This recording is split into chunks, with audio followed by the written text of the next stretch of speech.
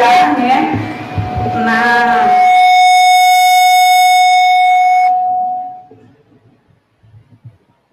Então, agradecer a nossa coordenadora geral, Larissa, pelo convite, né, e por nos instigar nessa temática. A nossa equipe ela é supervisionada pela Cláudia Lacombe, não está presente, está de férias, mas tenho certeza que torcendo e assistindo, né, os trabalhos que vamos apresentar aqui.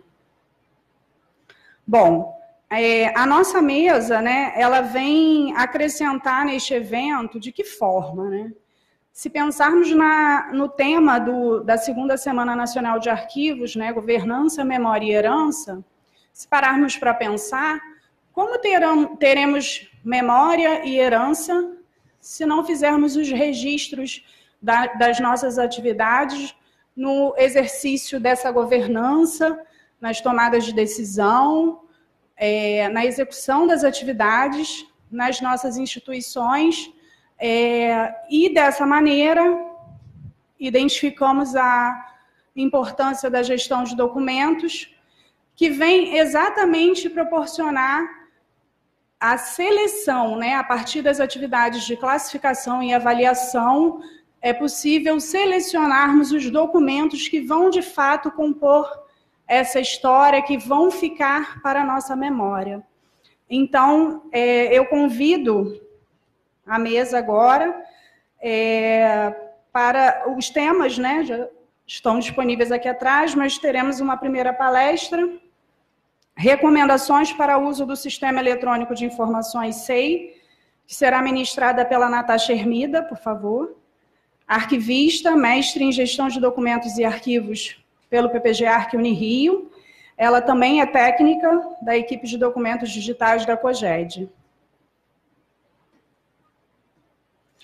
Também convido, né, o palestrante da palestra Recomendações para a Formulação de Políticas de Preservação Digital, o Alex Holanda, arquivista, mestre em Memória Social pelo Programa de Pós-Graduação em Memória Social da Unirio, também técnico da equipe de documentos digitais da COGED.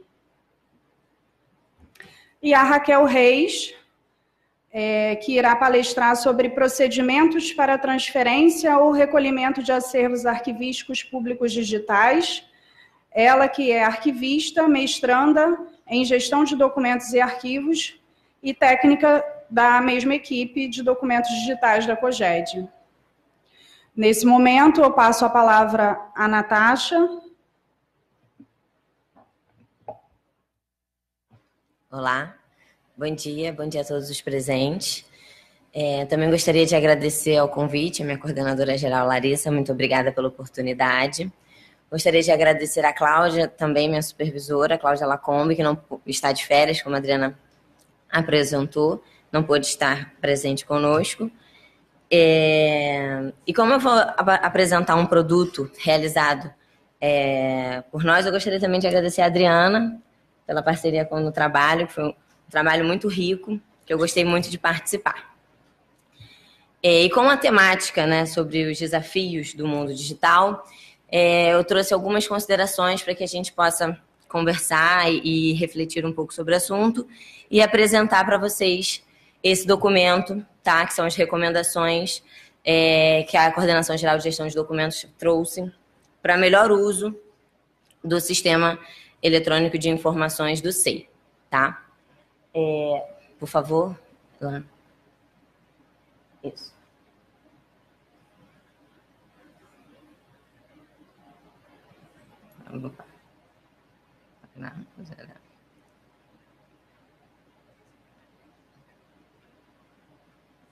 Vamos seguir, por favor. Bom, entendendo as vantagens da produção, né, do uso dos documentos digitais, mais do que sabido, as pessoas hoje em dia cada vez mais estão produzindo documentos em ambiente digital, devido à ampliação da produtividade, né? Você consegue produzir um número de documentos muito maior que quando considerado um documento em papel. A otimização no fluxo de trabalho, o que antes dependia dos espaços físicos para você conseguir realizar as tramitações, a tramitação de processos e de documentos, enfim, você consegue otimizar com muito maior agilidade com os documentos digitais. Você tem uma facilidade no gerenciamento, né? Você não precisa estar nos ambientes específicos físicos para fazer o controle dessa produção de documentos, uma vez que, devido você ter uma produção em rede da produção desses documentos digitais, você consegue, numa unidade não exatamente física, local, você consegue gerenciá-los de uma maneira centralizada.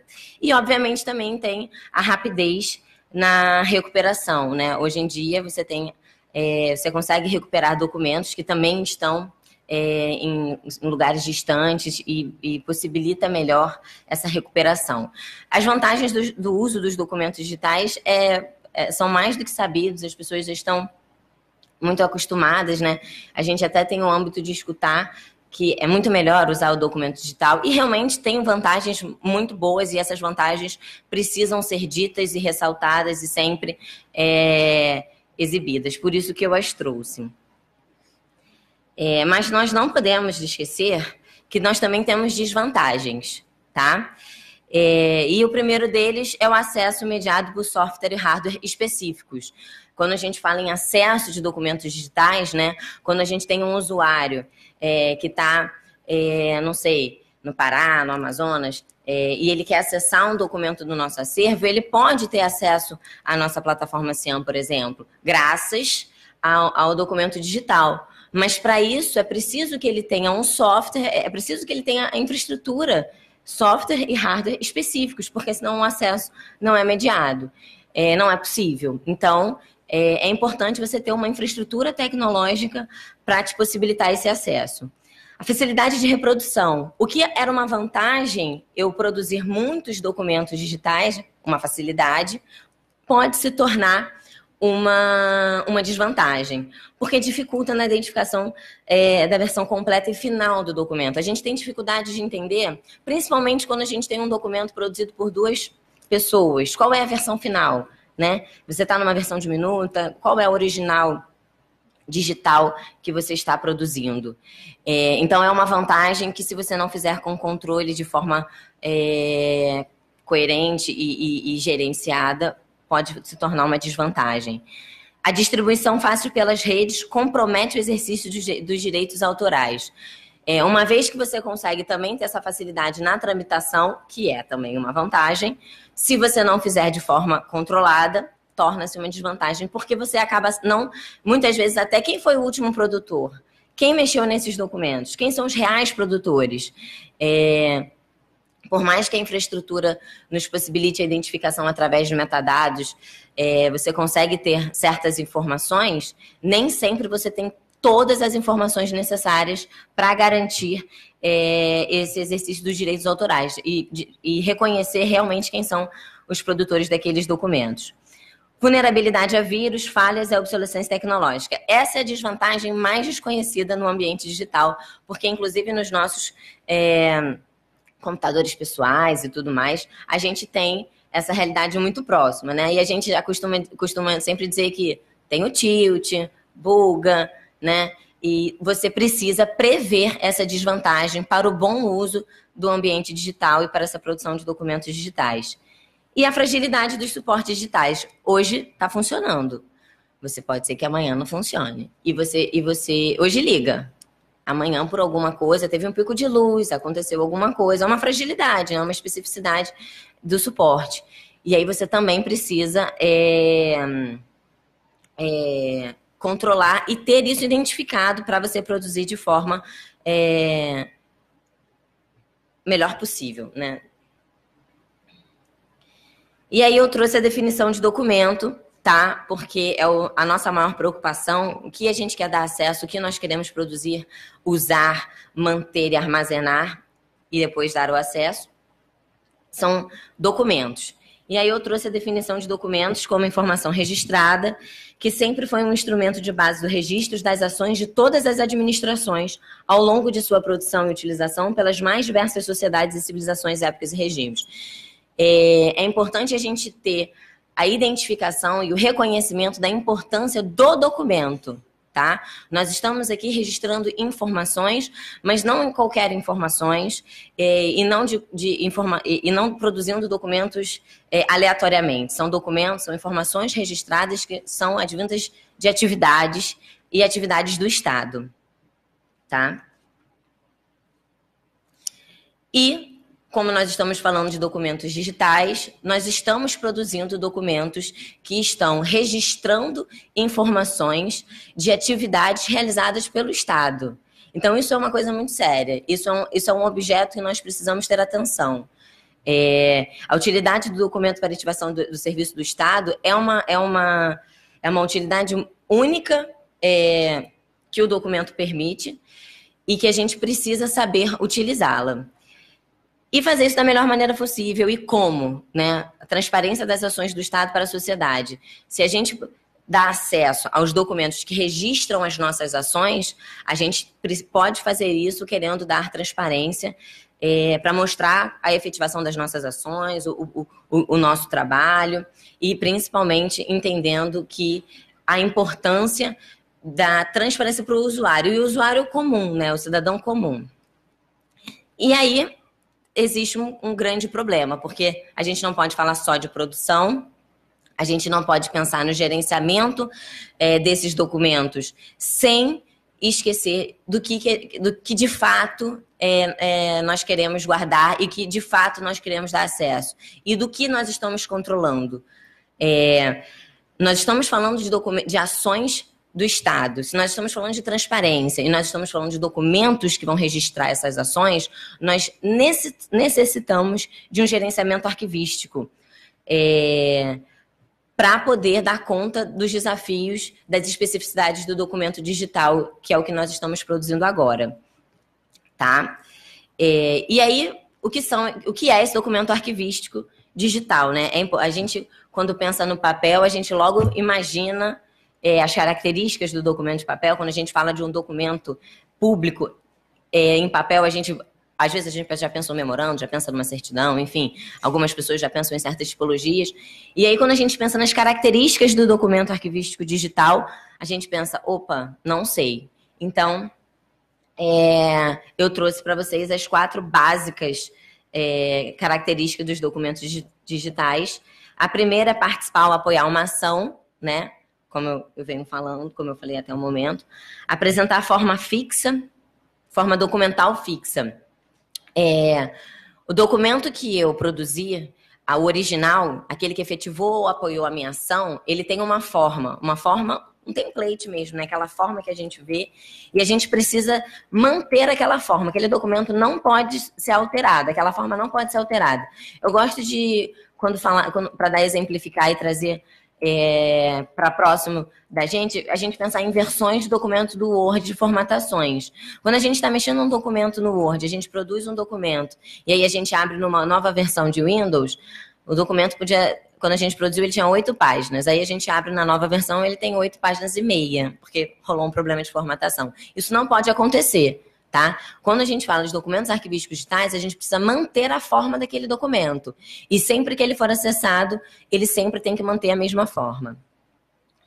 Possuir conteúdo estável, informações e dados imutáveis. Eventuais mudanças devem ser feitas por meio de produção de uma nova versão. Mais uma vez, pensando no papel, aquilo que a informação que a gente registrou naquele suporte, ela não muda. E assim tem que ser também com os documentos digitais. Tá legal?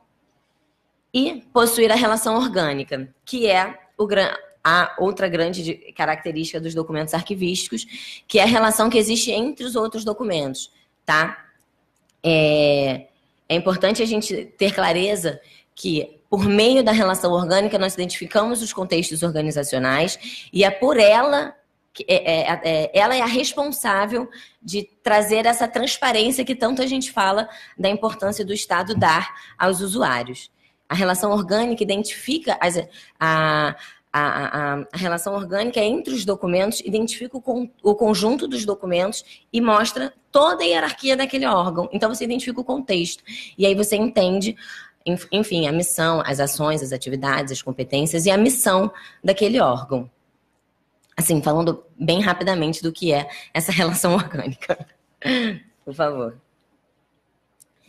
E aí, aí parece ser uma coisa muito complexa, né? Porque a gente ainda produz muitos documentos em formato papel, e aí a gente cabe questionamentos, assim, produzimos realmente documentos arquivísticos digitais já? O meu órgão já produz documento arquivístico digital ou não? A gente tem muitas orientações técnicas, né? As pessoas com essas dúvidas, e aí para respondê-las, a gente precisa saber algumas coisas. Primeiro, se você tem sistemas informatizados que produzem documentos no seu órgão ou na sua entidade, tá? Alguns órgãos possuem sistemas informatizados, mas não necessariamente produzem documentos arquivísticos. Existem sistemas de referências, existem sistemas que só ajudam e apoiam as atividades, mas a gente precisa ter a clareza se produzimos ou não, e a gente precisa identificá-los. E aí nós temos 3 tipos de sistemas informatizados que apoiam ou produzem documentos arquivísticos digitais. O primeiro é o sistema de negócio, que é o mais comum que a gente identifica nos órgãos e entidades do Poder Executivo Federal, que são sistemas informatizados que produzem e armazenam informações de atividades internas ou de atividades meios ou atividades fins do órgão, geralmente de atividades finalísticas. O que eu posso dar de exemplo, que as pessoas logo se lembram, é o caso do correio eletrônico, né, do e-mail. Ele é um sistema de negócio que produz documentos para apoiar as atividades. Tá legal? Nós temos o Sistema de Gerenciamento Eletrônico de Documentos, mais conhecido como GED. Ele já é um sistema um pouco mais robusto, digamos assim, porque ele faz o controle do fluxo das atividades, ele acompanha a tramitação desses documentos, ele tem algumas atividades de protocolo, mas ele ainda não faz aquilo que nós, como arquivistas, entendemos que é o mais correto a ser feito para produzir documentos arquivísticos digitais. Que já eu vou falar, porque senão perde a graça. Tá. E por último, nós temos o Sistema de Gestão Arquivística de Documentos, que é o SIGAD, tá? Sistema Informatizado de Gestão Arquivística de Documentos. Que ele sim é um sistema informatizado que possui todas as funcionalidades que um sistema informatizado precisa ter para fazer a produção, uso, manutenção, armazenamento e controlar o ciclo de vida documental dos documentos. Esse sistema, o SIGAD, ele está abaixo de um programa de gestão de documentos. E isso é o mais correto a ser realizado, é o mais correto, é o que se busca para se produzir documentos arquivísticos digitais. E aí vem a grande questão. O que é o Sistema Eletrônico de Informações? O que é o SEI? O SEI é um GED, o SEI é um SIGAD, o SEI é um sistema de negócio. Nós temos muitas perguntas dos servidores, né, do Poder Executivo Federal querendo saber assim, o que é o SEI. E o SEI ele é um GED. Tá? Ele é um sistema de gerenciamento eletrônico de documentos. Ele tem boas funcionalidades, mas ele ainda precisa ser melhorado, ele ainda precisa precisam ser atribuídas funcionalidades a eles para que ele possa fazer a função de um SIGAD. O que significa isso? Como eu falei, ele faz o desempenho, ele tem o desempenho de um GED. Ele apoia a utilização de documentos para atividade de um curso, a fim de controlar o fluxo da informação, mas ele faz controle de versões, ele controla a tramitação dos documentos, mas ele não faz identificação de contexto, ele não contempla a relação orgânica dos documentos, ele não possui todas as tipologias documentais possíveis. Você precisa melhorar o uso dele para que você consiga ter o melhor desempenho da ferramenta. E isso é possível, tá? É possível você utilizar o SEI arquivisticamente falando, né, da melhor maneira possível em prol daquilo que a gente entende como o correto a ser feito para a arquivologia, né? Bom, e por isso, uma vez que o SEI foi recomendado pelo Processo Eletrônico Nacional e nós temos que estar de acordo com o PEN, né, com o Processo Eletrônico Nacional, e o SEI foi o sistema informatizado proposto pelo Ministério do Planejamento como solução para aqueles órgãos que não teriam a possibilidade de produzir os seus próprios sistemas informatizados. E aí, devido a grandes demandas de como melhor usar o SEI, nós, na COGED, resolvemos produzir um documento em que nós fizemos algumas orientações gerais para que as pessoas pudessem iniciar a implantação do SEI de uma melhor maneira, tá? Com o objetivo de fazer o controle do ciclo de vida documental. Tá legal? Muito bem. Vamos para a primeira recomendação. Bom, a primeira recomendação é a liderança do projeto ser realizada por arquivista ou profissional da área de arquivo. Qualquer sistema informatizado, tá, que você venha a implantar na sua organização, é importante que a área de negócio esteja à frente dessa implantação. Porque ninguém melhor do que o profissional da área para dizer o melhor caminho, né? A melhor metodologia, o que precisa ser feito e o que não precisa ser feito. Então, a gente entende que para a liderança e para a implantação do SEI, uma vez que ele vai produzir documentos arquivísticos, ele seja liderado por um profissional de arquivo, um arquivista, ou alguém da área, próximo à área de arquivo, ou que entenda da área de arquivo. É importante a gente sempre lembrar que tem o decreto 82590 de 78, que regulamenta a nossa profissão, mas a gente precisa entender a importância de você ter esse profissional à frente dessa implantação. O arquivista ele precisa conhecer o SEI, ele precisa entender as potencialidades desse sistema e as necessidades de melhorias. Então, ninguém melhor do que ele, porque ele vai fazer toda a identificação de contexto, ele vai reconhecer as atividades dos órgãos, ele vai conhecer as funções, as competências, e tudo isso ele vai precisar, e para que ele possa fazer tudo isso, ele precisa estar à frente. Sozinho não, tá? Ele vai precisar do apoio da alta direção, que eu vou falar mais à frente, mas ele é o profissional mais capaz para estar à frente desse negócio.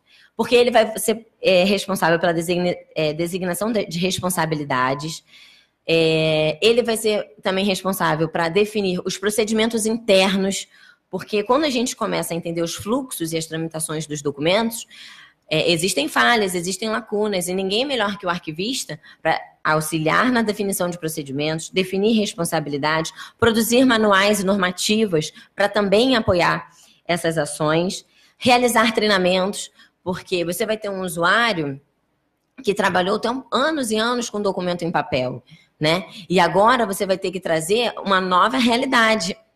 E o arquivista também vai ser a melhor pessoa para mostrar para ele que sim, ele está produzindo documentos arquivísticos digitais, ele tem especificidades, mas tudo aquilo que ele produzia no documento em papel, agora ele produz no documento digital. E assistência aos usuários é o sistema o tempo todo. Assim, o arquivista ele vai ser aquela pessoa em destaque para essa implantação. A segunda recomendação é que a implantação do SEI seja enquadrada no programa de gestão arquivística de documentos. É muito importante a gente entender que quando a gente diz um programa de gestão, a gente inicialmente precisa colocar a política arquivística institucional, tá? A primeira coisa que começa para um programa ser efetivo num órgão é a política institucional, seja num órgão ou numa entidade. Você precisa do apoio da alta direção. A alta direção da organização precisa dar apoio mesmo, assim, porque senão você não vai conseguir na macro estrutura desenvolver todos os procedimentos e todas as ações necessárias. Então, tudo vai começar com a política arquivística institucional, que vai se desdobrar no programa. E nesse programa de gestão de documentos vão ter 2 grandes instrumentos que serão a base. Não são a base, eu gostaria de deixar frisada a palavra a base, não são os únicos. Terão todos os outros normativas, procedimentos internos, todos esses documentos abaixo ao programa de documentos são importantes. Mas a grande base para o programa de gestão de documentos é o plano de classificação e a tabela de temporalidade. É importante você primeiro identificar o contexto e ter identificação da relação orgânica, que você faz isso pelo plano de classificação, e a destinação e a temporalidade e destinação dos documentos, que é um outro documento, também só vai poder ser identificado e realizado quando você conhecer o seu contexto e as suas relações das atividades e da produção dos documentos. Para a efetivação desses documentos, para a produção desses documentos, é importante você ter a Comissão Permanente de Avaliação de Documentos, que é a CEPAD, tá? Os órgãos precisam ter a CEPAD implantada para a execução do programa. E o Sistema Informatizado de Gestão Arquivística de Documentos, o SIGAD, ele vai estar lá embaixo de toda essa grande estrutura, dessa hierarquia que eu falei. Então, primeiro vem a política, vem o programa, você vai ter o plano, a tabela. E o ideal, e aí a gente está falando do que seria o mais correto, é que o sistema informatizado produza já documentos classificados, com temporalidades definidas, com fluxos de trabalho já pré-estabelecidos e reconhecidos.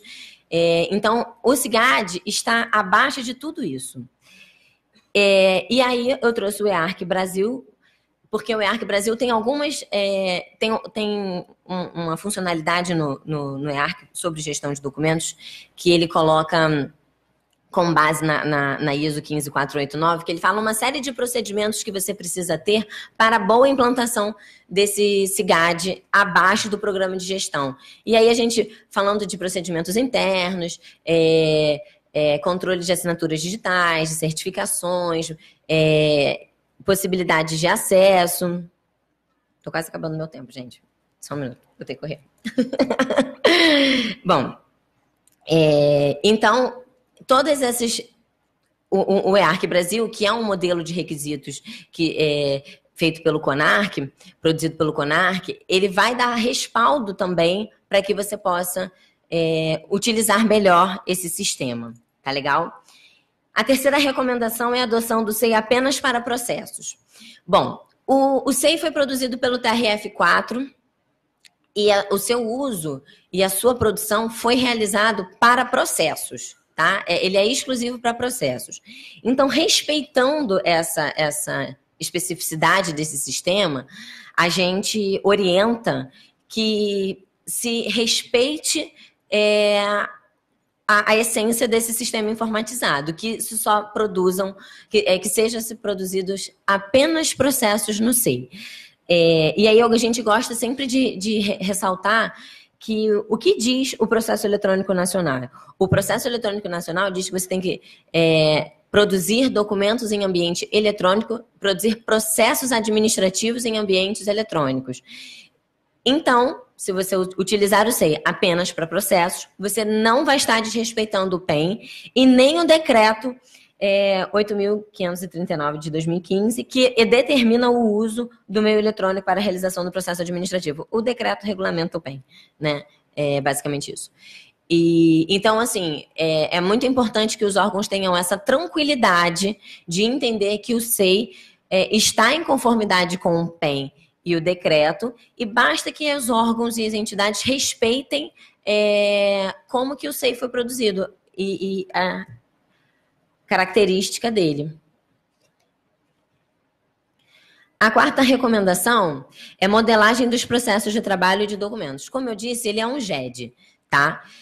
E isso é uma grande qualidade que o SEI tem. Então, é importante que os órgãos e entidades e o arquivista, que vai ser o responsável pela implantação desse sistema, entenda que isso é uma característica boa. Essa é uma boa funcionalidade que o SEI tem. Você consegue fazer bons boas atividades de protocolo no SEI, você consegue desenvolver bem com a ferramenta para a tramitação dos processos que o SEI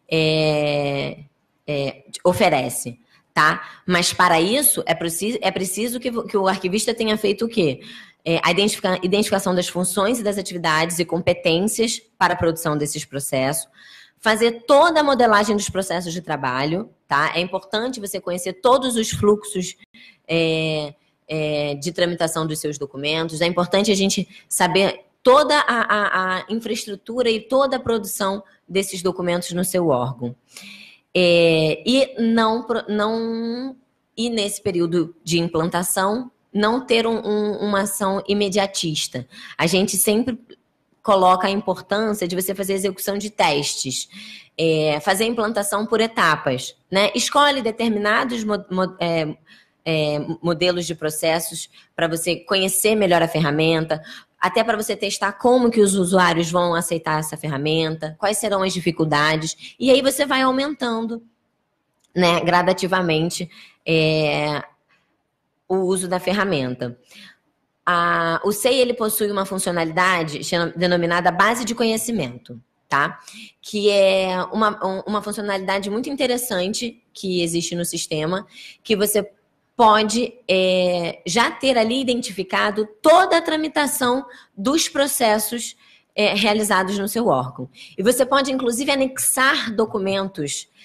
Pode ser documentos de referências, podem ser legislações, normativas, fluxogramas, tudo para que te ajude a fazer o controle dessas modelagens. Então, é importante que a gente conheça a ferramenta para o melhor uso, tá bom? E aí eu gosto de sempre ressaltar essa base do conhecimento, que é uma funcionalidade do SEI que nós vimos como positiva.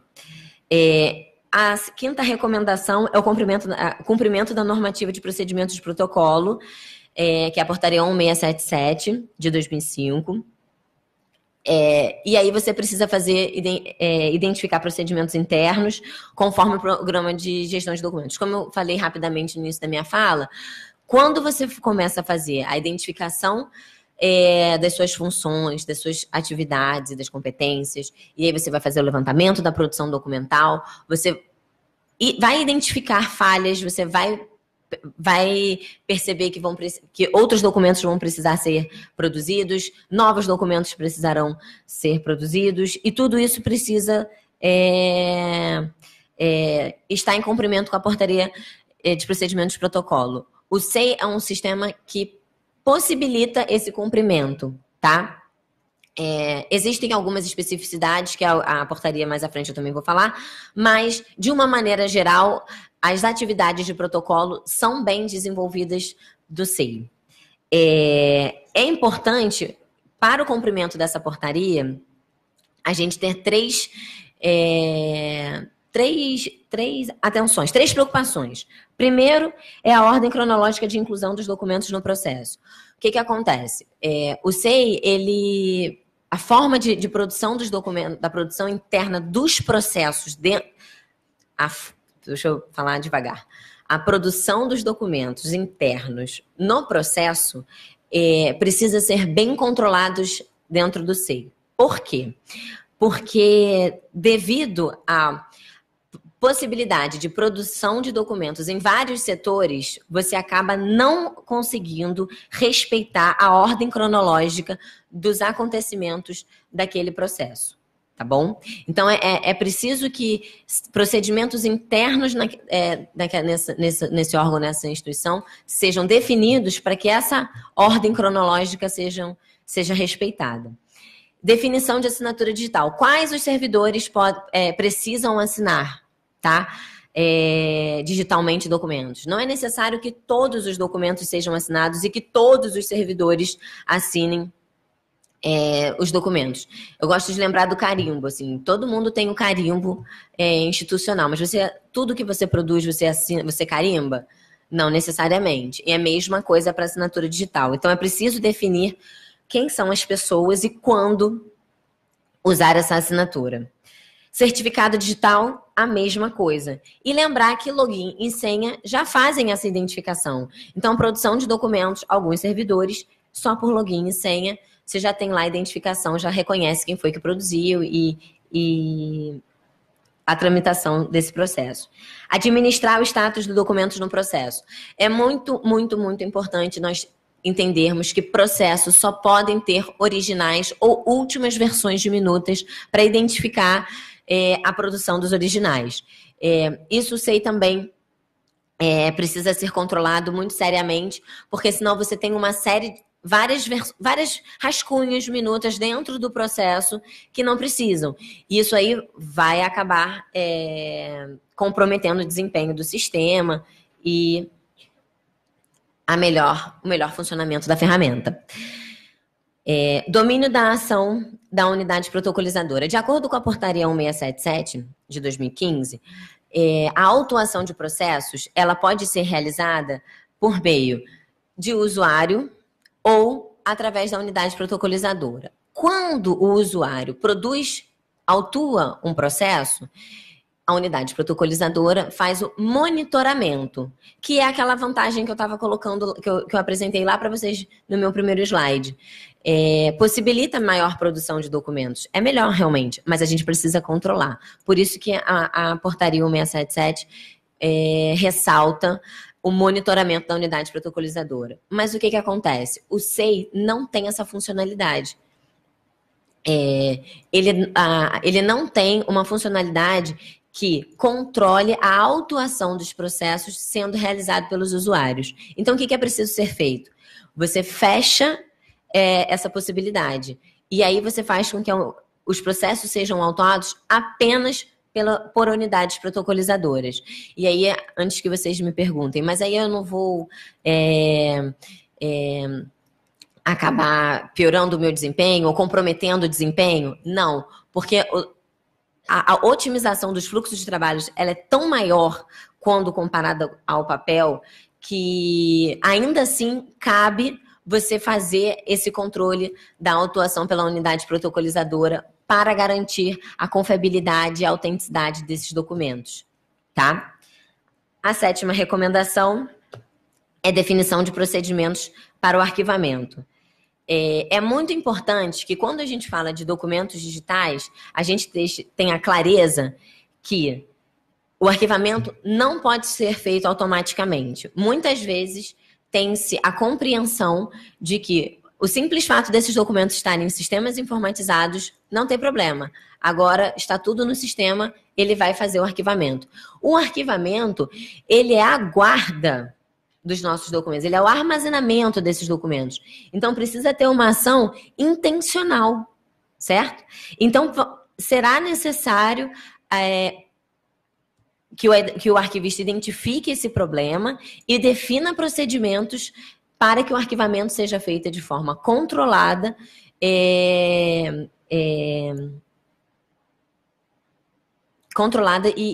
bem realizada, tá? O que acontece no SEI? O SEI, ele não armazena os documentos, ele só mantém status de concluído. E é importante a gente entender o que é o arquivamento. O arquivamento significa dizer que aquela tramitação do documento se cessou, né? A produção daquele processo que o gerou já foi resolvido, ele já foi concluído, uma tomada de decisão já foi tomada, enfim, ele não precisa mais tramitar. Então, quando você arquiva, você precisa de um marco que diga, pode ser um despacho, enfim, você vai ter que definir um procedimento interno para esse arquivamento. Então, no SEI, ele vai ficar lá com status de concluído, mas é preciso ter a definição desse procedimento, com despacho, dizendo por que ele vai ser, do porquê que ele está concluído, logo, ele está arquivado temporariamente e vai ficar lá guardadinho dentro do SEI com a tramitação cessada. E a última recomendação é com relação à preservação, tá? É importante a gente entender que as especificidades dos documentos digitais comprometem a longevidade dos documentos, certo?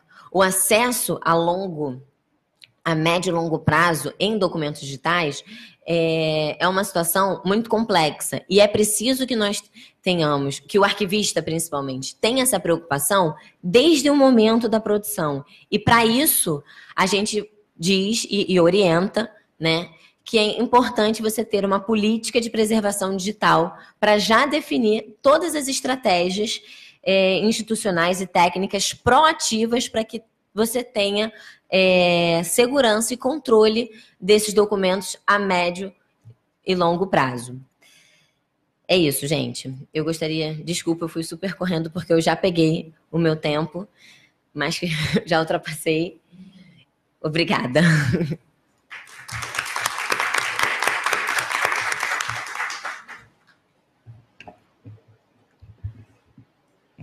Nós que agradecemos, Natasha, a sua apresentação.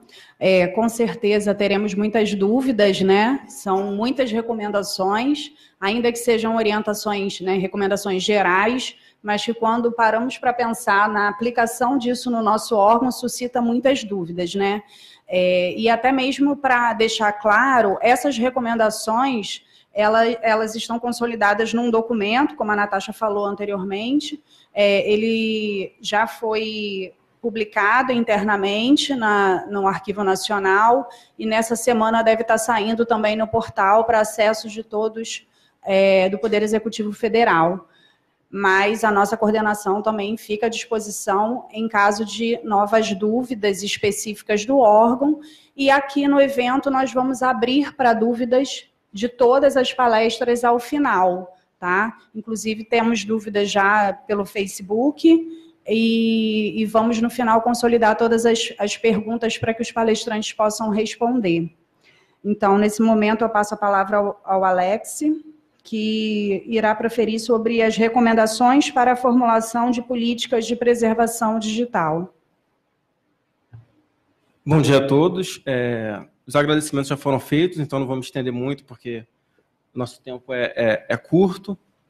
Enfim, de uns tempos para cá, para quem trabalha na administração pública federal, percebe que é uma série de políticas de governo, políticas institucionais direcionadas ao uso de sistemas informatizados nas atividades de negócio, processos de trabalho.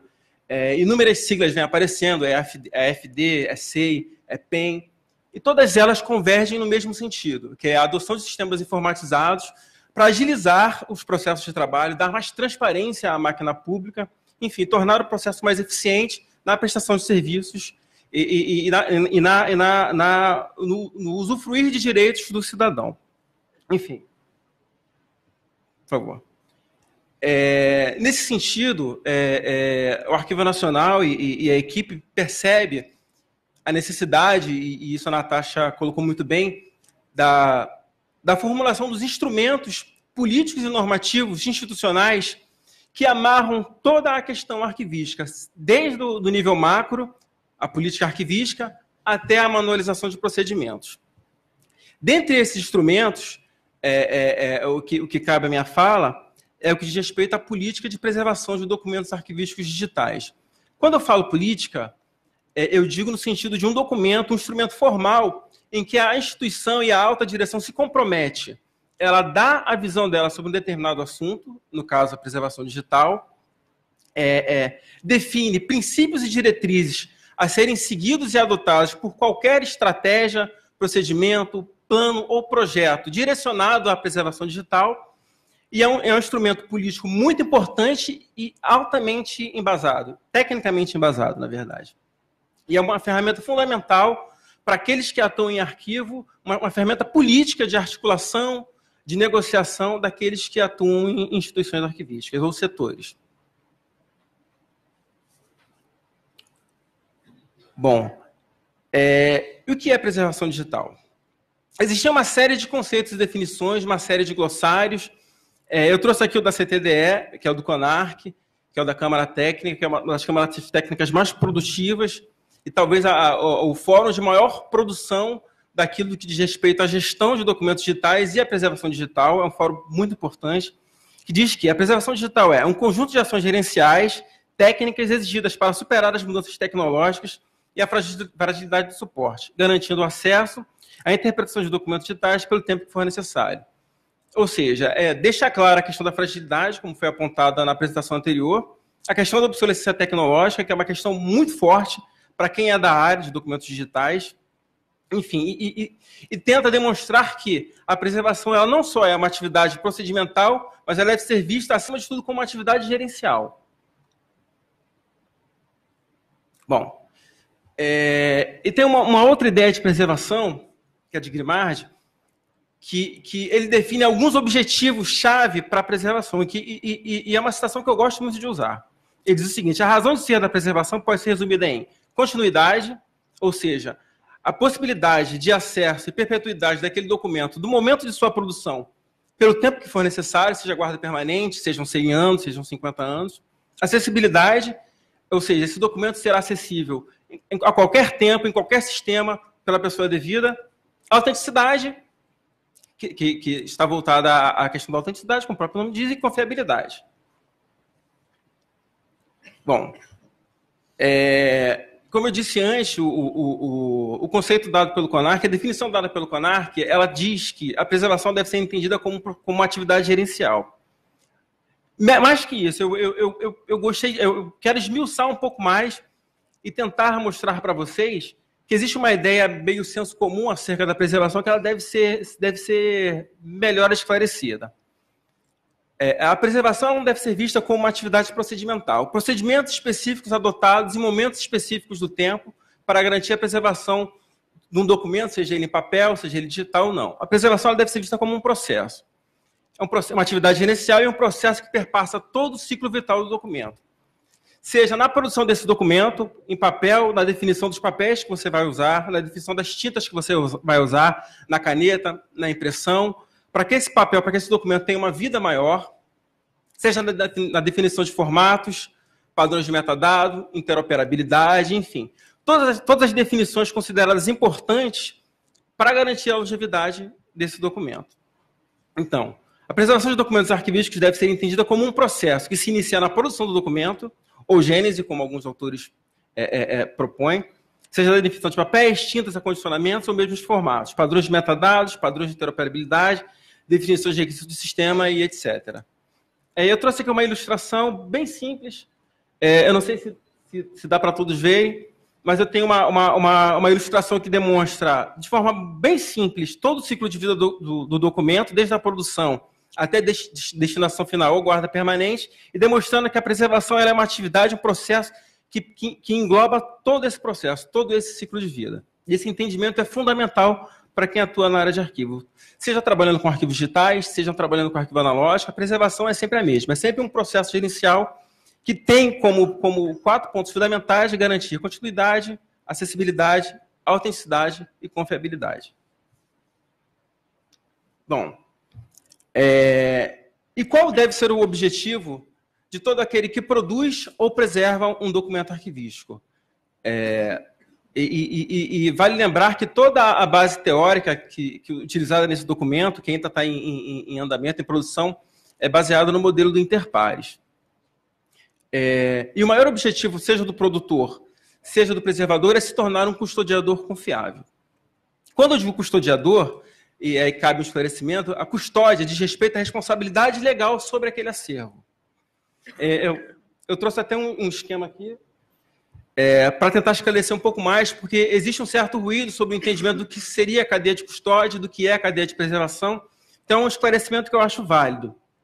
A cadeia de preservação diz respeito a todos os processos, eventos e procedimentos de preservação que aquele documento passa durante todo o seu ciclo de vida. E essa cadeia de preservação, ela, dentre outras coisas, também te garante a autenticidade. A cadeia de custódia está relacionada à transferência de responsabilidade de um acervo de uma instituição para outra. Ou seja, a transferência de um acervo, de um documento, de um arquivo, de um sistema para o outro, no âmbito de uma mesma instituição, não existe um rompimento de cadeia de custódia. Correto? Por quê? Porque não houve a transferência da responsabilidade daquele acervo para uma outra instituição. Então, a transferência de um acervo, de um sistema para o outro, no âmbito da mesma custódia, é uma questão puramente de cadeia de preservação. Correto? Como está bem ilustrado aqui. Agora, quando eu tenho a transferência da custódia, a transferência do acervo, o recolhimento, como muito acontece aqui no Arquivo Nacional, onde uma instituição passa o seu acervo permanente para o Arquivo Nacional e esse acervo passa a ser de responsabilidade do Arquivo Nacional, aí houve a mudança de custódia. A quebra da cadeia de custódia ou a quebra da cadeia de preservação, ela só ocorre quando todos esses procedimentos que envolvem a transferência, seja entre sistemas, seja entre custodiadores, ela deve ser normatizada, bem documentada. Tem que ter procedimentos institucionalizados, bem documentados, que definam exatamente o passo a passo desse procedimento. Se esse procedimento é bem claro, é bem amarrado, demonstrando o passo a passo de como essa transferência deve ser feita, e eu seguir à risca, não houve rompimento da cadeia de custódia ou da cadeia de preservação. Correto?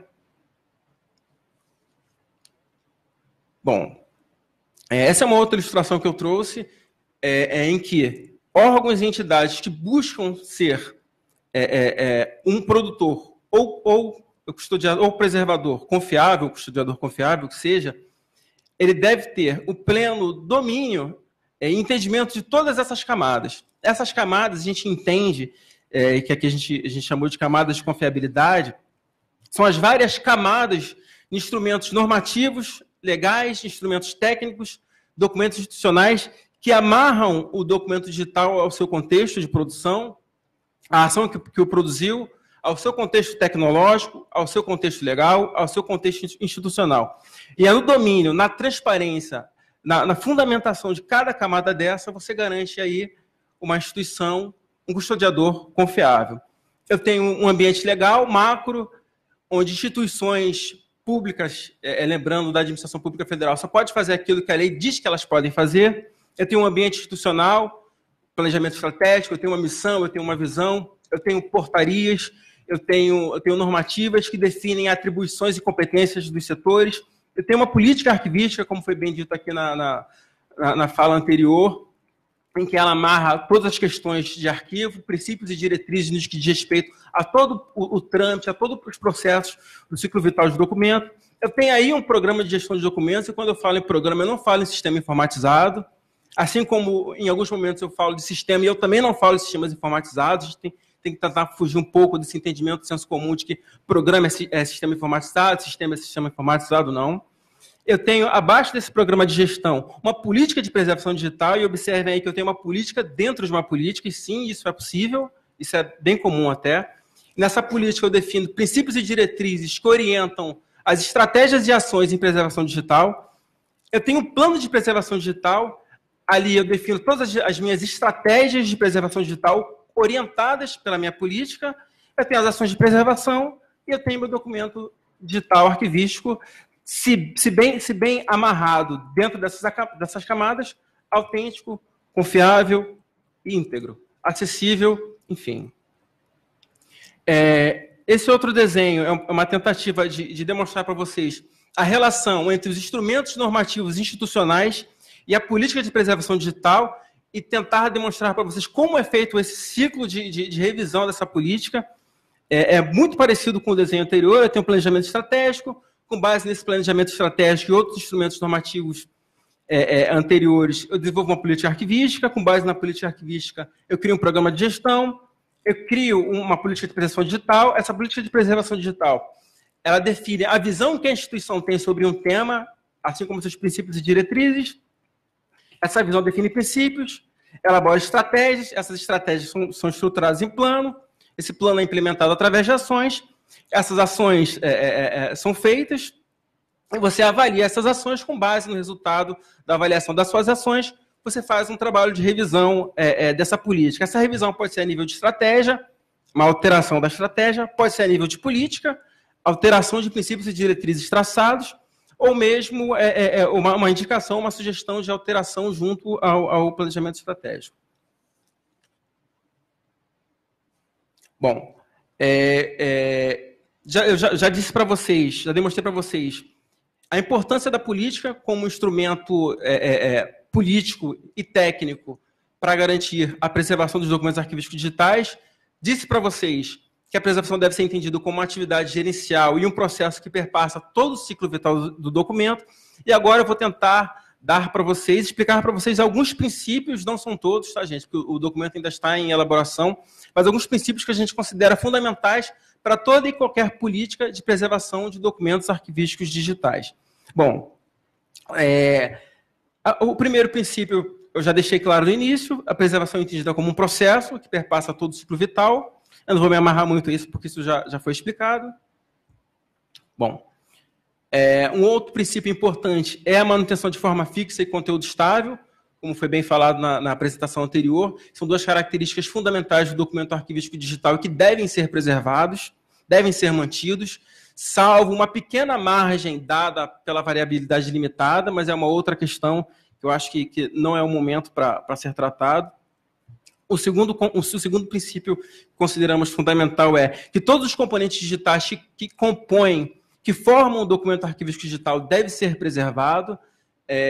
Tentando aqui dar um exemplo bem simples para vocês, é como se eu tenho um e-mail e eu tenho anexos a esse e-mail, então eu tenho que entender que não basta apenas preservar o e-mail, mas eu também tenho que garantir a preservação dos anexos, não só isso, mas também de todo o rol de metadados que se vincula a esse documento arquivístico, entendendo que o documento arquivístico digital, em momento algum, vai ser apenas um objeto digital sem metadados, sem contexto, sem nada. Ele é um conjunto de outros objetos que dão aí o seu contexto, que dão o seu atributo arquivístico.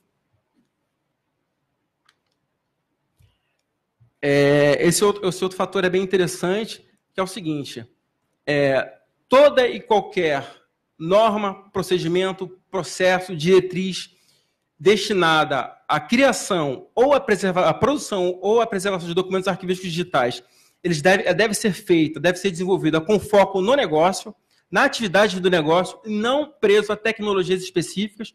Ou seja, eu primeiro faço um mapeamento do meu processo, eu entendo o meu processo de trabalho, eu entendo o meu negócio, entendo as necessidades desse meu negócio e busco uma tecnologia que se adeque às minhas necessidades. Eu não mudo a minha sistemática de trabalho para o uso de uma tecnologia específica.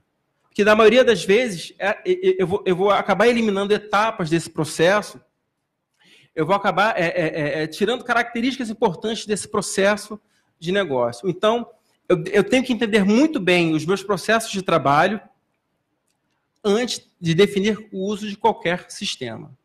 Ou seja, o foco é sempre no negócio, o foco é sempre no processo, nunca na tecnologia.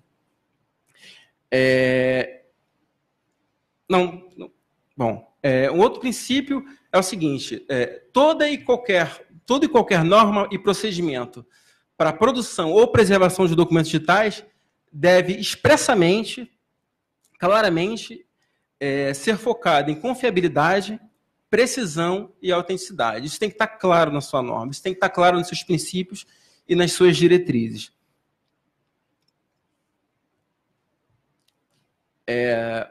Um outro princípio é o seguinte: toda e qualquer regra de negócio envolvida no processo de uso desse documento, não só de produção, de preservação, deve ser bem documentada. Ou seja, eu tenho que ter bons manuais. Os meus procedimentos devem ser manualizados. O outro princípio é a garantia de produção de direito intelectual conforme a legislação vigente. Nada fora do comum. A garantia de proteção de direitos de privacidade e informações pessoais. O assunto da FDA está em voga, então é importante falar sobre esse ponto, e eu acredito que no bojo desse processo existe essa preocupação quanto à preocupação pela manutenção dos assentamentos funcionais digitais, com o uso de ferramentas confiáveis, enfim. Outro ponto, que também é muito próximo da fala anterior, é o seguinte: o sistema de produção de documentos confiável produz documentos presumidamente confiáveis. Porque uma das formas de eu verificar a autenticidade e a confiabilidade do meu documento é auditando o meu sistema. Então, se eu sei que eu tenho um sistema confiável, eu tenho um sistema bem documentado, bem construído, bem embasado, eu sei que muito provavelmente os documentos que ele produz e que ele preserva são documentos presumidamente autênticos e confiáveis.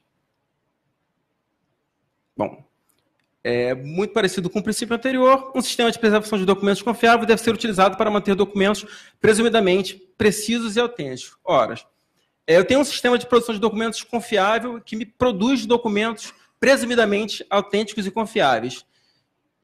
e no momento da sua destinação final, eu arquivo eles, eu guardo eles, eu recolho eles num sistema que não é confiável. Ou seja, eu fiz todo um esforço de produção e de desenho de um sistema confiável para, no final das contas, preservar o documento num ambiente nada confiável. Então, eu preciso, sim, de um sistema confiável e robusto para a preservação desses documentos. Não, desculpe, por favor. Eu estou correndo um pouquinho, pessoal. Peço desculpas, mas é por conta do tempo. Cópias autênticas para fins de preservação devem ser produzidas necessariamente a partir do documento original. Eu devo evitar a qualquer custo, dentro de um sistema informatizado, seja ele um sistema destinado à produção ou à preservação, a emissão de cópias vindas de outras cópias. As minhas cópias elas devem sempre, prioritariamente, principalmente para fins de preservação, serem feitas a partir dos documentos originais e autênticos.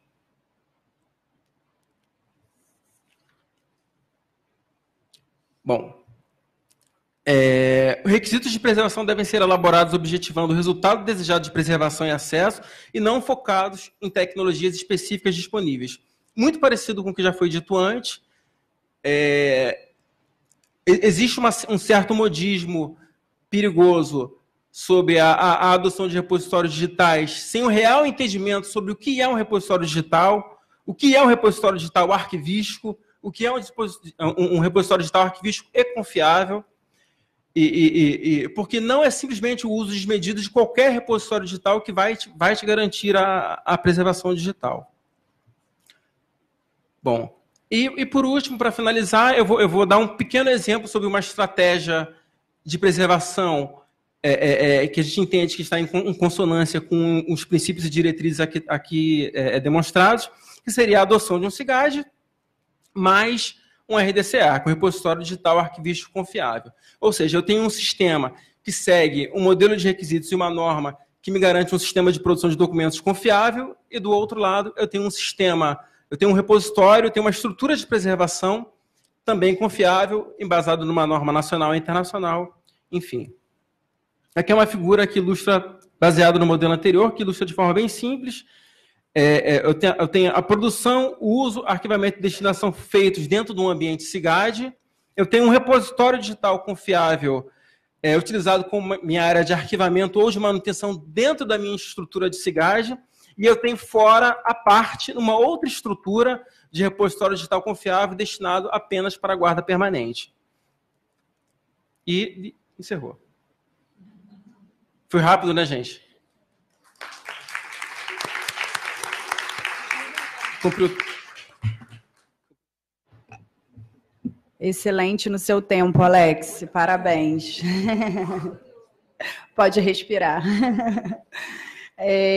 Eu te agradeço, Alex, pela sua apresentação. Foi muito esclarecedora. E é importante que vocês saibam, né, esse trabalho de orientação que o Alex está desenvolvendo, né, vai ser consolidado num documento. Em breve também será publicado. Ele está correndo bastante para isso, né, Alex?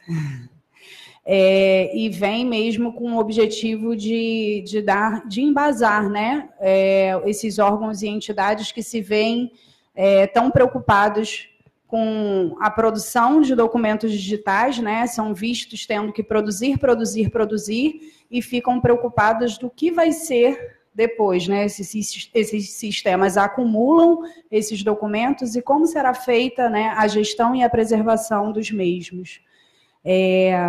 Até mesmo pensando, né, na transferência e recolhimento para o Arquivo Nacional, que vai ser melhor esclarecido na palestra da Raquel, a quem a gente já agradece pela participação e passa a palavra.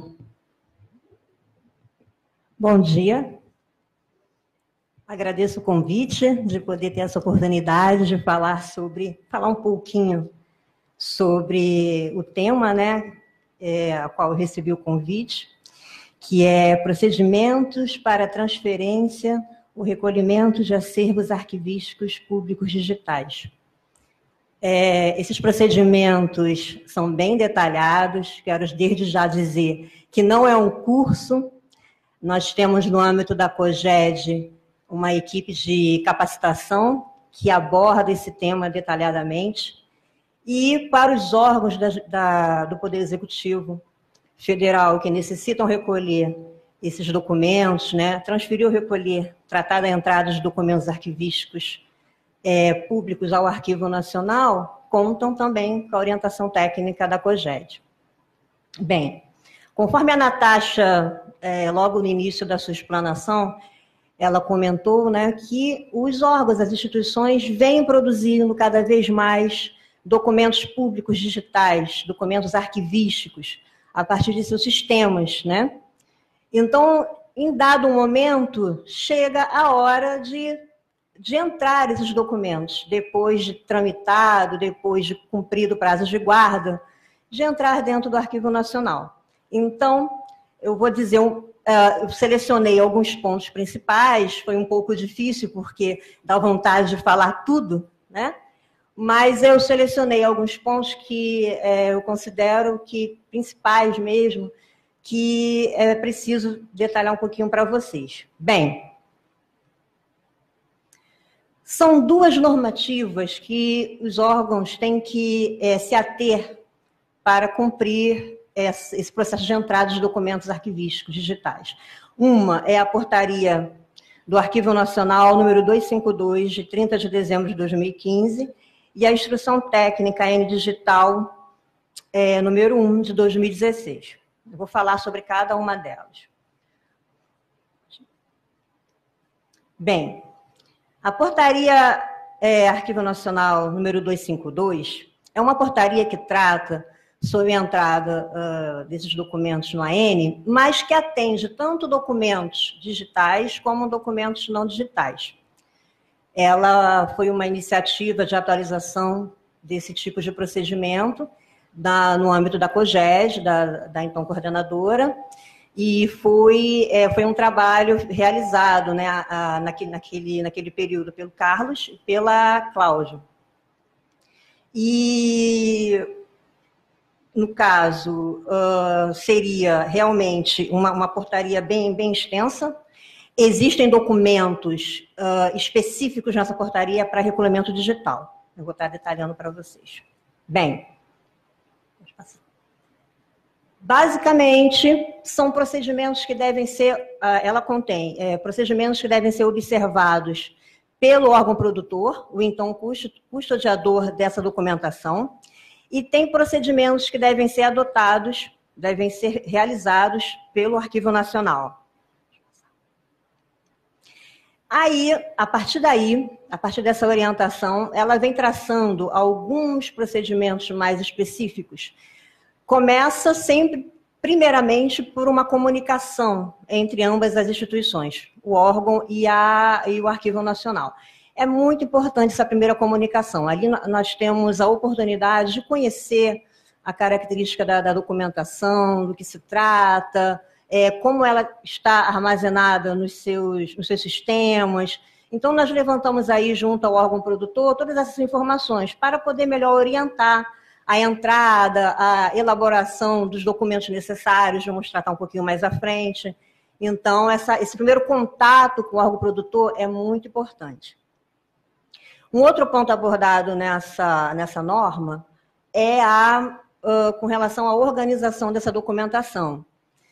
Ela deve atender sempre a classificação, tanto das atividades fim, o meio, com relação ao plano de classificação. Então, elas devem ser organizadas nesse sentido. A partir daí, há a elaboração de alguns documentos, que é a listagem descritiva, do termo de entrada e recebimento dos documentos, termo de transferência e recolhimento, e atestados de validação, que devem vir acompanhados de metadados complementares, sempre muito importantes, virem acompanhados desses metadados. Como exemplo, eu posso citar, né, o nome do autor, a data de produção, isso tem que conter nos documentos, tá? Para apoiar, principalmente, a presunção de autenticidade.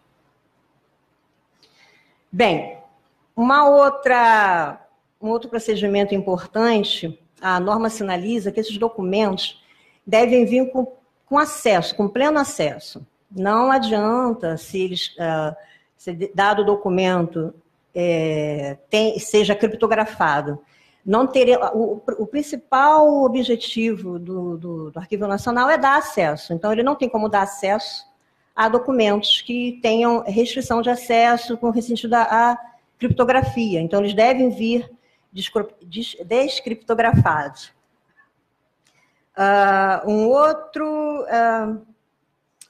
Ela aborda também como se deve dar o envio do acervo digital. Então, ela orienta, assim, existe o trâmite, né? Como nós vamos receber. Então, aí nós recebemos, logo após esse envio, nós realizamos a conferência e nós, então, tudo estando de acordo, nós aprovamos a remessa. É muito importante também salientar que na norma existem orientações quanto ao procedimento de segurança após o recebimento desses documentos. Eles devem estar no ambiente de quarentena, devem passar por checagens de vírus e tudo isso a norma também orienta. Bem, aqui eu fiz um esquema para ficar melhor para vocês a visualização de um modo prático da aplicação dessa norma. Após aquele contato que eu falei do órgão produtor com o Arquivo Nacional, a orientação de elaboração do documento, que é uma listagem descritiva, é uma documentação que vem listando todos os documentos, os formatos do documento, a classificação, o assunto. Então, nesse primeiro momento, a elaboração desse documento é importante, junto com é enviado com o termo de entrada e recebimento. E a partir desses dois documentos, nós realizamos a conferência desses dados. É importante frisar que nesse documento ele vem relacionado os formatos da documentação. É importante esses formatos estarem previstos, observados, de acordo com a política de preservação do Arquivo Nacional digital. Por quê? Ali, nessa política, tem uma tabela que diz quais os formatos que o Arquivo Nacional deve receber dos órgãos produtores. Para aqueles formatos, nós garantimos que serão acessados. Se houver algum formato que não está de acordo com a política, nós orientamos o produtor a converter, a promover meios daquele documento em específico está de acordo com a política. Se mesmo assim não for possível, nós já faremos uma análise, se nós tivermos que recolher, o produtor ele vai ter a ciência que talvez não possamos dar acesso, não garantimos esse acesso a determinado formato.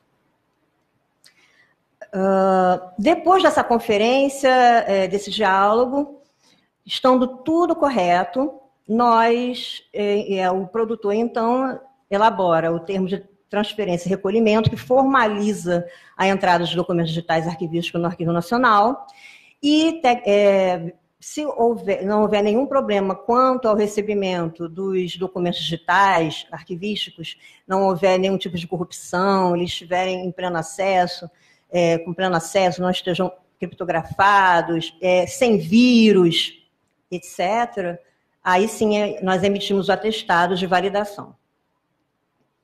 Esse atestado de validação, ele sacramenta a entrada dos documentos e é anexo ao termo de transferência e recolhimento anexado ao processo. Bem, a Instrução Técnica N Digital 01 de 2016, ela foi finalizada no finzinho de 2016 e foi publicada no início de 2017.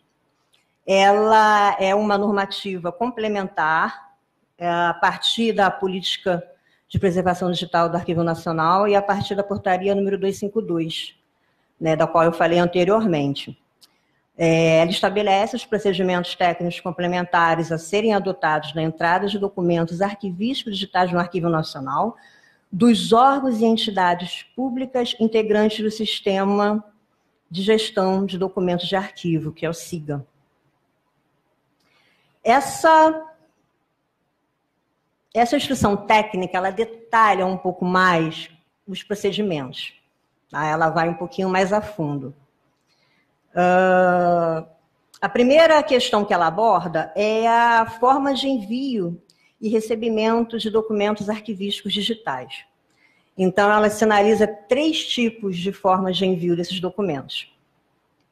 É até interessante, como ela vem complementando, que na portaria 252 ela apresenta 2. Então, nessa normativa, ela já vai apresentar 3.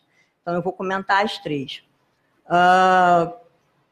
A primeira seria a transmissão online, ou seja, o sistema do órgão produtor envia automaticamente via rede, que pode ser a rede VPN, ou até mesmo pelo Drive AN, ou algum recurso que seja disponibilizado no momento, pelo Arquivo Nacional, no momento da entrada desses documentos. Ela também prevê o envio desses documentos digitais arquivísticos por mídias de transporte. O que são essas mídias de transporte? Um HD, por exemplo. Então, nós recebemos esses documentos através de um HD para que possamos submeter aos procedimentos necessários para a entrada. E também, o terceiro, que é o envio por mídias de armazenamento móveis digitais. O que seria isso? Um órgão que foi extinto, então nós precisamos receber essa documentação digital que está no computador, no sistema original daquele órgão. Então, não é necessário enviar o HD, nós recolhemos a mídia de armazenamento original, né? Como o CPU, por exemplo, né? O HD interno, etc.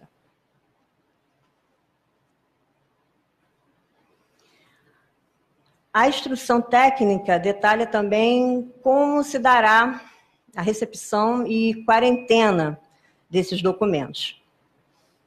Nós recebemos o HD, copiamos para um lugar que é a quarentena, me corrija. A partir daí, nós realizamos a primeira checagem de vírus, para analisar cada documento com relação a vírus. Passado aquele período previsto na quarentena, nós realizamos, realizada a segunda checagem de vírus. A partir da constatação que não há vírus naqueles documentos recolhidos dos órgãos, né, daquela documentação, olha, está tudo ok, nós podemos proceder ao restante das rotinas de entrada de documentos arquivísticos. Então, nós eliminamos as mídias, tá? Essas mídias de transporte que vieram junto com a documentação. Aí nós passamos para a fase de validação. Nós conferimos esses documentos em conjunto com a listagem descritiva. Então, nós começamos, né, os demais procedimentos administrativos de entrada e, conforme eu comentei anteriormente, nós realizamos a análise dos formatos, de acordo com a política de preservação digital do Arquivo Nacional. Só uma observação, essa política ela foi elaborada dentro do programa, sob o programa Programa M Digital, né, que é coordenado pela Cláudia Lacombe, nossa supervisora, e cujo um dos produtos desse programa M Digital foi essa política e a normatização. Então, há vários estudos, né? Está para sair, nós fechamos essa política, a segunda versão, em 2016, e já vamos passar agora para a atualização de alguns formatos, né? Estudos de alguns formatos para atualização. Então, é necessário, nesse ponto de conferência de listagem descritiva, Nesse momento, nós precisamos estar bem atentos aos formatos que estão entrando no Arquivo Nacional, que pode ser realmente formatos que nós ainda não temos, diariamente surgem formatos novos, né? Então, é necessário um estudo para que haja condições, né, de receber os formatos. A partir daí, né, estando tudo ok, a emissão do atestado de validação, né, que também está na portaria 252, né, mas aí a instrução técnica vem detalhando um pouco mais.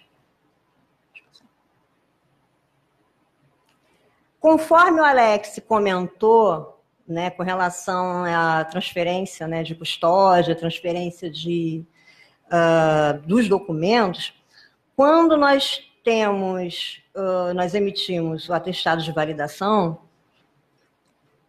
os documentos não ficam mais lá no órgão produtor. Então, se lá no órgão produtor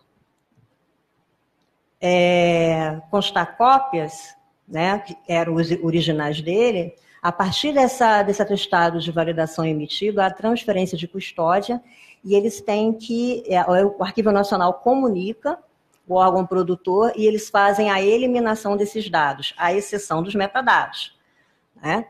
Mas a eliminação desses dados, e eles eliminam e têm que comunicar ao Arquivo Nacional oficialmente que esses dados que esses documentos arquivísticos digitais foram eliminados de sua base, né? E a partir daí, os documentos que estão no Arquivo Nacional já estão sob sua custódia e são considerados originais para todos os fins. Por quê? Porque não quebrou nem a cadeia de custódia, né? Passou do órgão produtor sem nenhum problema, garantido todos os requisitos necessários para o órgão custodiador agora, que é o Arquivo Nacional, que irá preservar esses documentos.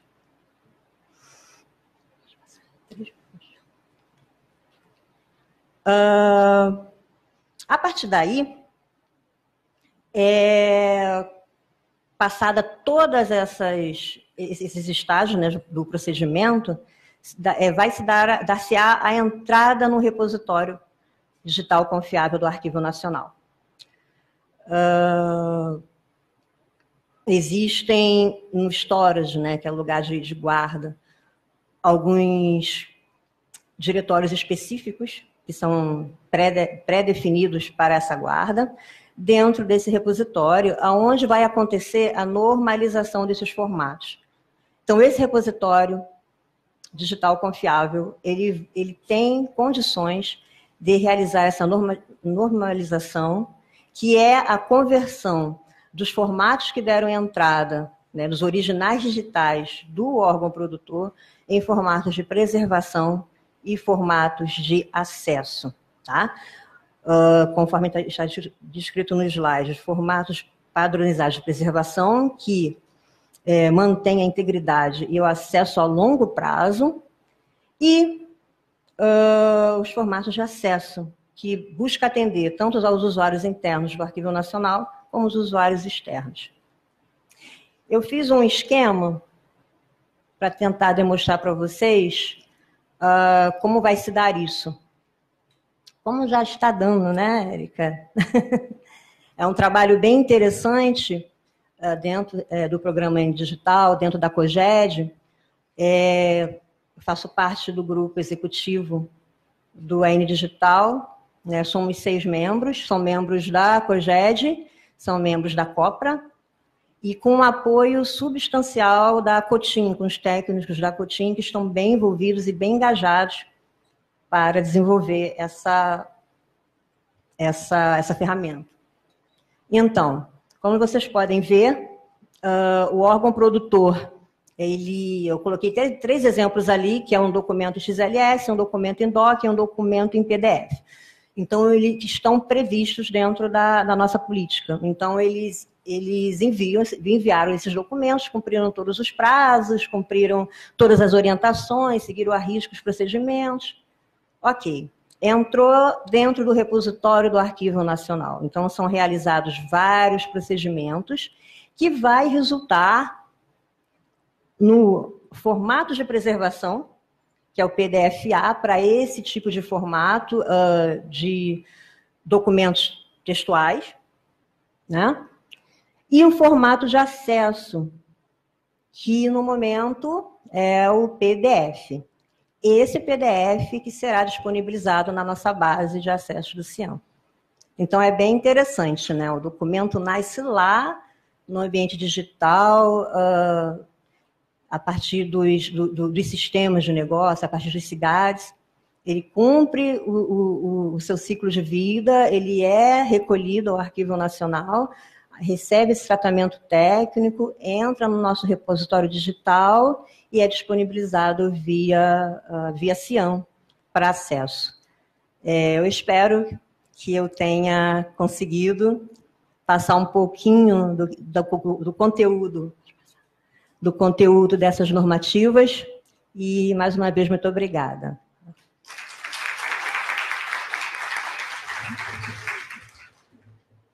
Nós que agradecemos, Raquel. Esse conteúdo, inclusive, né, ele tem uma ligação com a mesa da tarde, né, que dá continuidade à temática, são desafios, né, do mundo digital, sendo que com o olhar da preservação. Então, nesse momento, nós vamos abrir para as perguntas. Eu identifiquei via Facebook uma pergunta, da Bia Cuchini, que eu vou fazer agora. Peço, por favor, que vocês em seguida se coloquem, quem tiver dúvidas. Ela disse o seguinte: quem fará o contraponto dos limites do SEI na guarda permanente e a necessidade de uma política pública para transferência de suporte e guarda de nato digital?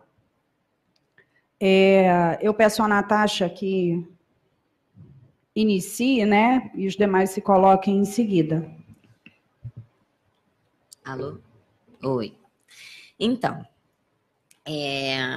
a pergunta aqui, ela personificou, né? Quem fará o contraponto dos limites do SEI, né? Como a gente colocou, nós estamos falando da produção de documentos arquivísticos, no caso de documentos digitais.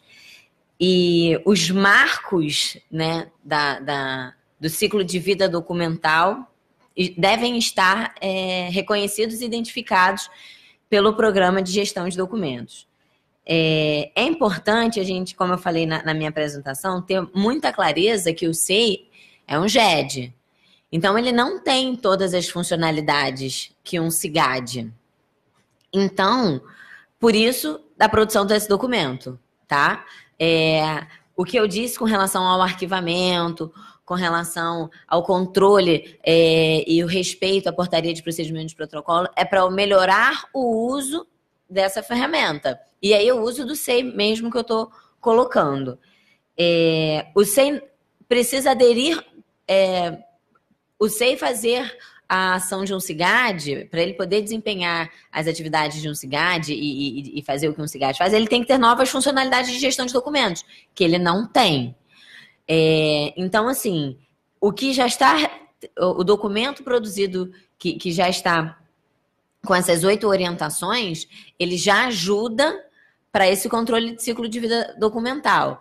Foi como eu falei, quando tiver lá o status de cancelamento, vai ser necessário que o arquivista e a comissão de implantação do SEI criem nos seus procedimentos internos um despacho para que aquele processo seja arquivado. Ali você já está marcando um limite e ele vai ficar armazenado lá no SEI, para que futuramente a gente tenha 2 opções: vir um novo sistema ou o SEI receber a funcionalidade de arquivamento. Tá legal? Nós não podemos ter aquela cabeça, sair um pouco da caixinha, né? E do desespero. Ai, meu Deus, o SEI não é um SIGAD, não podemos fazer nada. Não, existem estratégias que podem resolver ou melhorar a situação. Tudo bem, o SEI não vai fazer, não tem a funcionalidade de arquivamento. Então, a gente então não vai usar o SEI? Não, temos que usá-lo, né? Não tem como não usar. Então a gente usa da melhor maneira. E aí vai precisar ter e aí é fundamental você ter o programa de gestão de documentos, porque ele que vai ser a base para que você tenha todo o controle do ciclo de vida documental. Tendo o controle do ciclo de vida documental, a ferramenta vai submetida a ele, independente, pode ser o SEI, pode ser qualquer outra. Porque essa pergunta que você fez, de quais são os limites do SEI com relação à guarda permanente, o SEI não faz guarda permanente, ele só trata o período de produção. Então, você precisa, eu digo profissional de arquivo, ter domínio dessa ferramenta e saber usá-la da melhor maneira. Eu vou pedir para o Alex complementar a minha fala, porque o SEI não vai fazer o papel de SIGAD, mas essa mudança de SIGAD para RDC-ARC é possível. E aí eu vou pedir para ele falar melhor. Bom, antes cabe alguns esclarecimentos, que como a Natasha bem colocou. A proposta do SEI não é ser um sistema de gestão arquivística de documentos, tampouco fazer guarda permanente. Até onde eu sei, no momento, ele não tem essa proposta. Existem algumas possibilidades. Uma primeira possibilidade seria o SEI ir adotando, através de módulo, ou seja, o sistema modular, ele ao pouco ir adotando requisitos do SIGAD, do modelo EARC. Isso é uma estratégia possível. Há uma outra estratégia possível seria a adoção de um SEI mais um SIGAD, que é uma adoção talvez um pouco mais... um pouco mais simples de um lado e mais complexa do outro. Por quê? Um SIGAD, ele sim é capaz de fazer o controle de todo o ciclo vital, de ter acoplado a ele um repositório digital arquivístico confiável, como eu bem demonstrei na ilustração da apresentação. Então, eu teria um SEI com funcionalidade de um SIGAD, ou um SEI com um SIGAD. A área de arquivamento desse SIGAD ou desse SEI, mais requisitos, ser um repositório digital arquivístico confiável e ter no meu arquivo permanente digital um outro repositório digital arquivístico confiável. Deu para entender, gente? Pode falar, Carlos. Bom dia a todos, eu sou Carlos Gittadi, trabalho aqui com a equipe de documentos digitais. Gostaria de fazer uma questão sobre exatamente o desenho do SEI. O desenho do SEI, ele acompanha o TRF4, as normativas do chamado Morec-Jus. O Morec-Jus, ele tem a mesma base de desenho, de requisito sistema que nós usamos para fazer o EARC Brasil.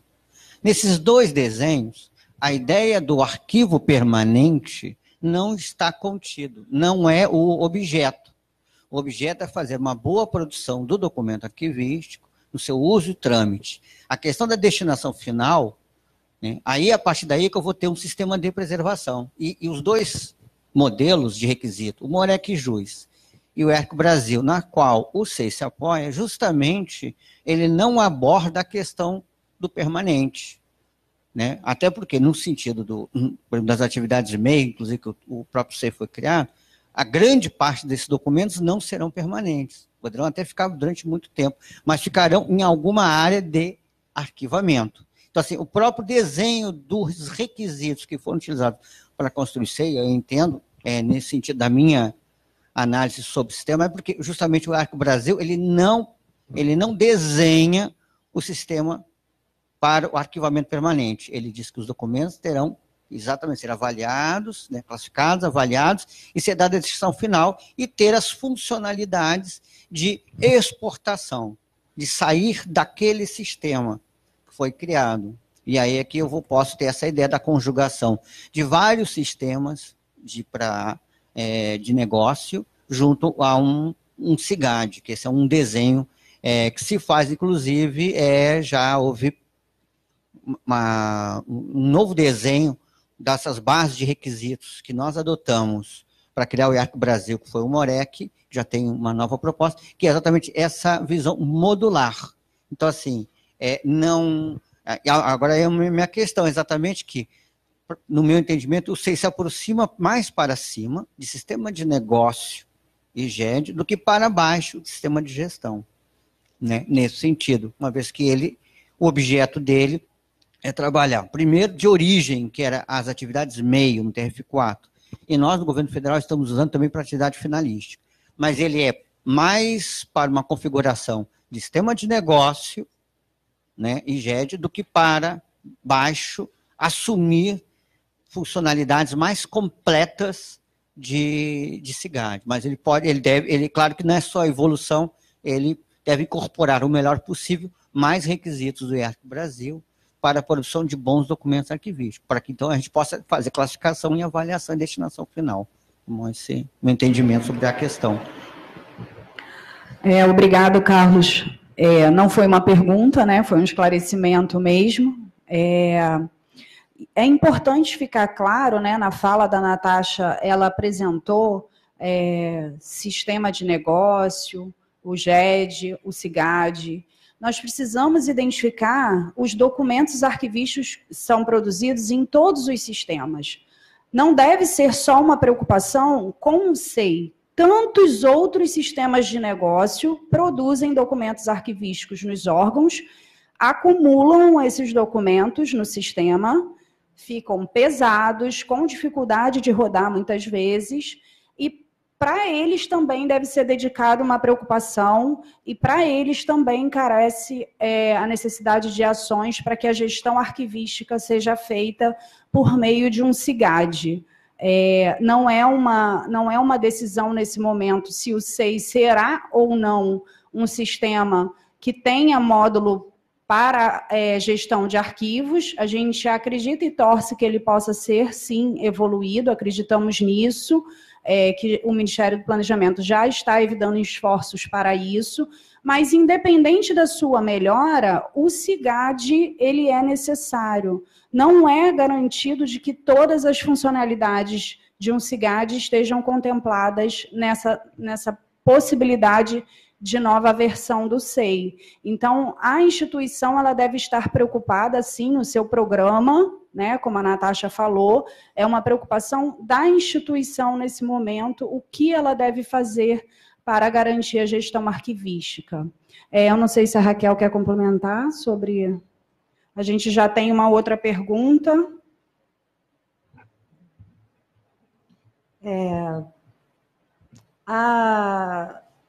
Só complementando a fala da Natasha com o Alex,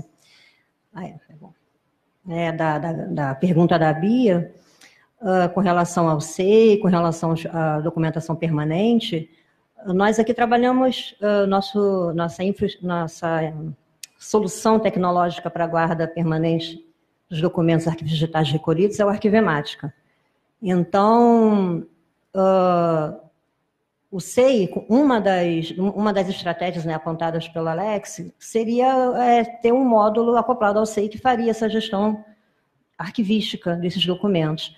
E o Arquivemática, como sendo uma operação aberta, né, de padrão aberto, ela já é projetada para interoperar esses sistemas. Então, é possível, né, a partir do momento que esteja tudo... tudo integrado, obrigada, Adriana, seria facilitado essa interoperação entre esses sistemas. Aí sim seria o ideal, né? Seria o ideal. Alguém presente com dúvidas? Recebemos uma outra pergunta do Carlos Amandi. Ele colocou, né, os procedimentos para a disponibilização e operação de um RDC-ARC são bem estabelecidos tecnicamente, tanto em arquivologia quanto em TI. Isso leva a uma dificuldade para os órgãos manterem uma estrutura como essa. Como é visto pela mesa a questão de terceirizar o arquivo digital dada a impossibilidade atual de terceirização de arquivos. Por favor, eu peço que a mesa se coloque, o Alex. Vamos lá. A questão da terceirização para a guarda de acervos, principalmente digitais, é muito complicada, é um assunto muito delicado, que envolve não só questões mais conceituais, com a questão da cadeia de custódia, a cadeia de preservação, mas envolve uma série de normativas de TCU, enfim, e de outras entidades que diz respeito à contratação de serviços em nuvem. É bem complexo, é bem difícil.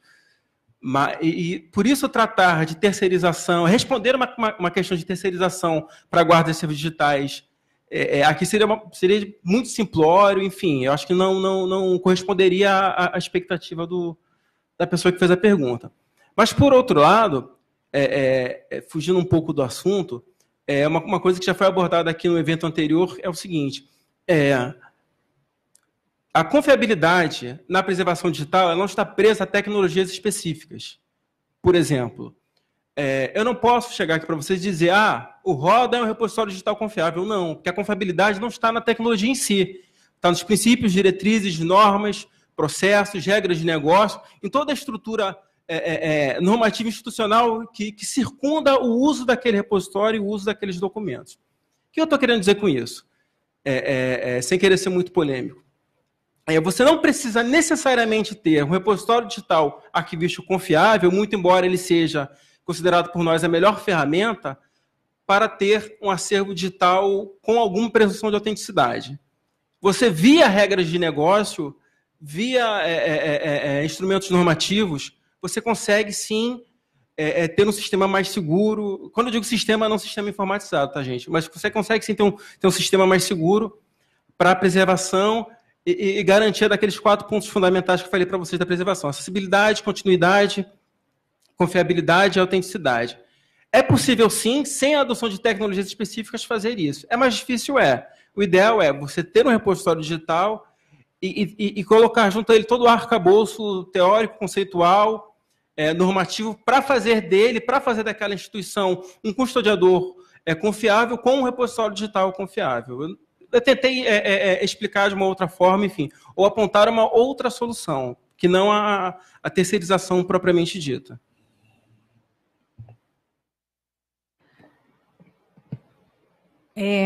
Eu vou passar a palavra à Raquel para dar continuidade.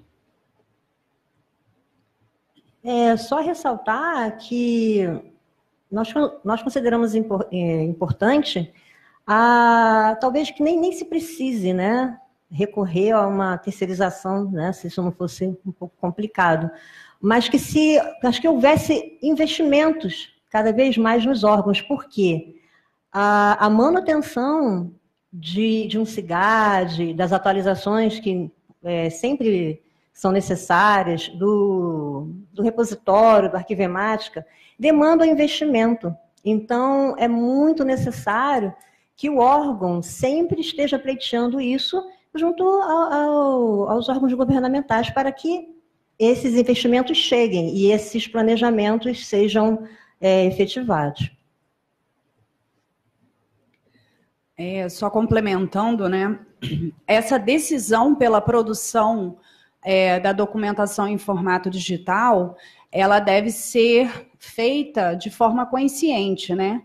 A partir do momento que você decide produzir documentos públicos, digitais, sobre os quais você tem obrigação de manter e dar acesso a longo prazo, deve vir, né, junto a essa decisão, todas essas cadeias, né, o próprio investimento, como a Raquel falou, e não é terceirizando que você vai resolver, né? Da mesma maneira como no suporte papel é impossível a terceirização, não é permitida pela legislação, também no suporte digital não é permitida.